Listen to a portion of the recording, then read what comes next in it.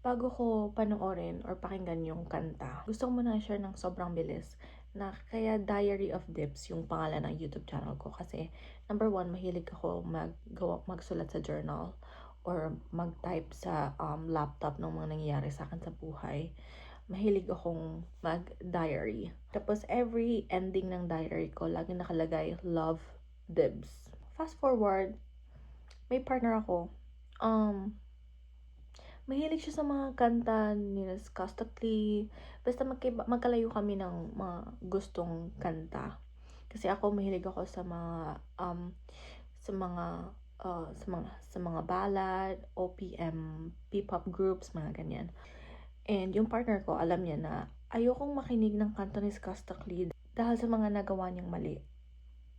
Kasi I feel like na kapag pinapakinggan ko yung kanta niya, kahit love song, hindi siya bukal sa kalooban, parang ganon. And also, every time na pinapakinggan ko yung kanta niya, feeling ko, sinusuportahan ko siya as an artist, which is, ayoko ng ganun. Gusto ko kasi yung artist, talaga yung deserve na nasastan, na kastan-stan.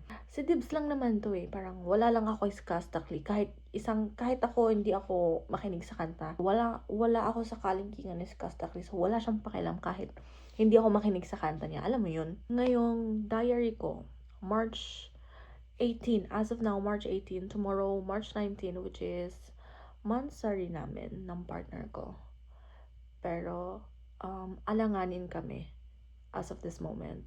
I don't know if he's watching this kasi hindi ko talaga pinapaalam sa ibang tao yung YouTube channel ko. Pero, siya lang yung bukod tanging nakaalam. So, I don't know if you're watching this video. Pero, papakinggan ko tong kanta na to. Kasi, ilang tao na yung mga nagre-request. For the sake ng mga subscribers ko dito, I'll do it. And also at the same time, medyo hindi ko alam kung tutugma ba to sa nangyayari sa relationship ko ngayon. Kasama ka as my partner. I don't know. Medyo fragile akong tao lately dahil sa nangyayari sa buhay ko. To the point na almost 1 week ako hindi pumasok. Alam ng manager ko, pinapauwi niya ako. Anyway, so, ang dami kong chika. Napuno na lang siguro dahil 3 days na tayong di nag-uusap. And monthsary natin. We're supposed to be 4 years and 4 months. Ayun. Disclaimer, sorry na agad kung may mga iyak moments dito. I don't even know. Hindi ko alam kung anong klaseng kanta ang ilalapag ni Skostakli. So, let's go.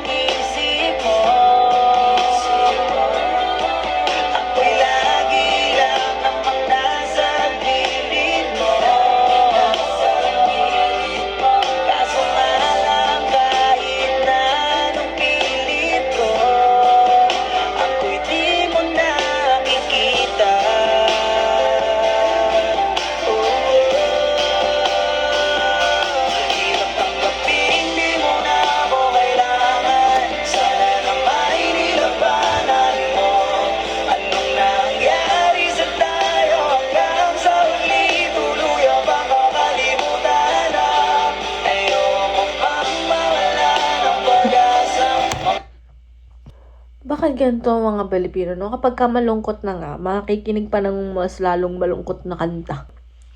Time out.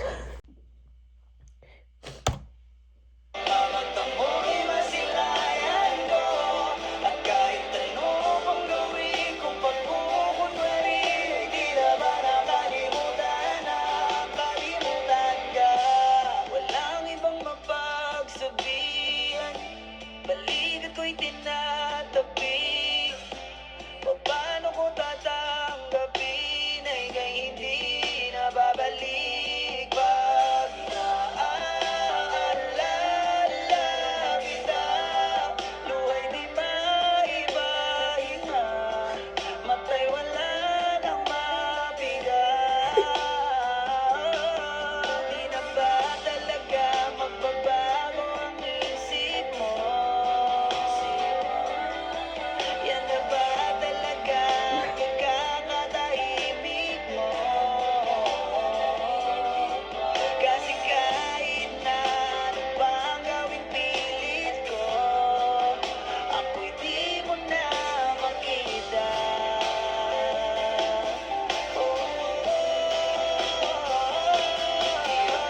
Hindi mo na ako kailangan. Sana naman nilabanan mo.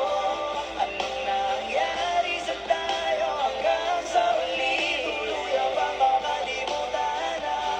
Ayoko bang mawala ng pag-asa? Mga mata mo'y masilayan ko. At kahit ano pang gawin kong pagkukunwari, di na ba nakalimutan na? Kalimutan ka.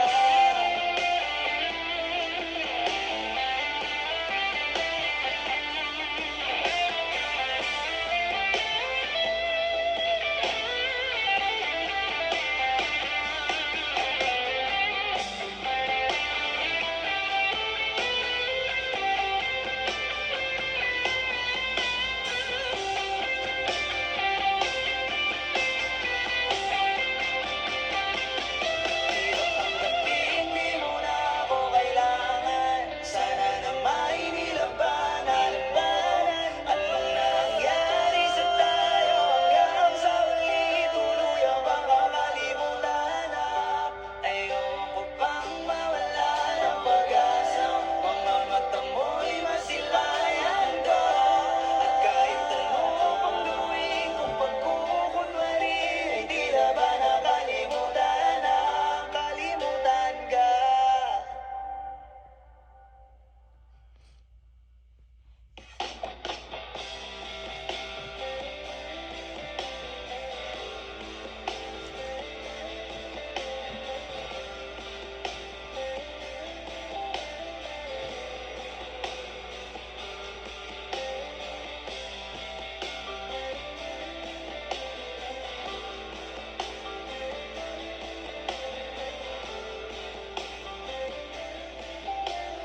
Hindi ko alam yung sasabihin ko. I'm out of words. Puro emotions lang yun lumalabas sa akin. So, if you're watching, just so you know na waiting lang ako. Dito lang ako. Nakakaiyak lang kasi nagsulat ako sa diary ko. Tapos, before nun, it was March 7 or March 8 last year. Pinagkumpara ko yung kung ano bang ganap ko last year compared sa ngayon. Sobrang layo. Sobrang layo.